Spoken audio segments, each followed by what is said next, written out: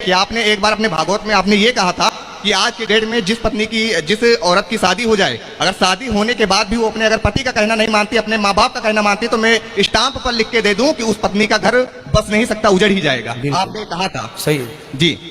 और आज यही चीज हुआ है प्रभु, क्योंकि उनकी जैसे कि जब राम राज्य में होकर माँ कैकेयी की बुद्धि भ्रष्ट हो गई मंथरा का साथ पाकर, तो ऐसे कुछ लड़कियों को बर्बाद करने में उनके माँ का पूरा हाथ होता है। बिल्कुल सही कह रहे हैं। एक एक घंटे बात करने की क्या जरूरत होती है? उन लड़की को जब आपने कन्यादान कर दिया तो उन पे हक जमाने की तुम्हारी क्या जरूरत होती है?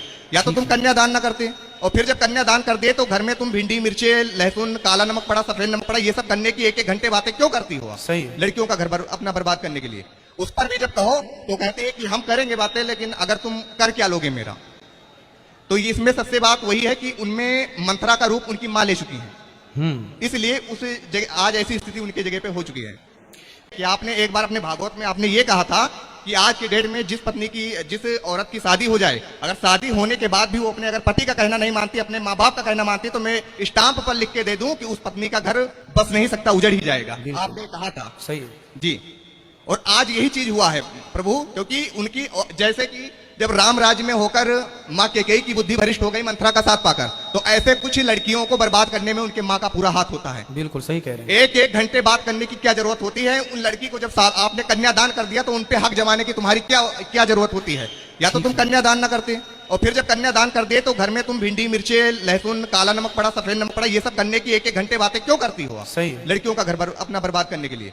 उस पर भी जब कहो तो कहते हैं कि हम करेंगे बातें, लेकिन अगर तुम कर क्या लोगे मेरा? तो इसमें सबसे बात वही है कि उनमें मंथरा का रूप उनकी मां ले चुकी है, इसलिए उस जगह आज ऐसी स्थिति उनके जगह पे हो चुकी है।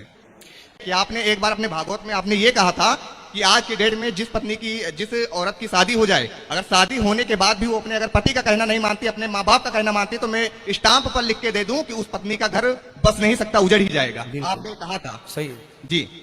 और आज यही चीज हुआ है प्रभु, क्योंकि उनकी जैसे कि जब राम राज्य में होकर माँ कैकेयी की बुद्धि भ्रष्ट हो गई मंथरा का साथ पाकर, तो ऐसे कुछ लड़कियों को बर्बाद करने में उनके माँ का पूरा हाथ होता है। बिल्कुल सही कह रहे हैं। एक एक घंटे बात करने की क्या जरूरत होती है? उन लड़की को जब आपने कन्यादान कर दिया तो उन पे हक जमाने की तुम्हारी क्या जरूरत होती है? या तो तुम कन्यादान ना करते, और फिर जब कन्यादान कर दिए तो घर में तुम भिंडी, मिर्चे, लहसुन, काला नमक पड़ा, सफेद नमक पड़ा, ये सब करने की एक एक घंटे बातें क्यों करती हो? सही लड़कियों का घर अपना बर्बाद करने के लिए। उस पर भी जब कहो तो कहते हैं कि हम करेंगे बातें, लेकिन अगर तुम कर क्या लोगे मेरा?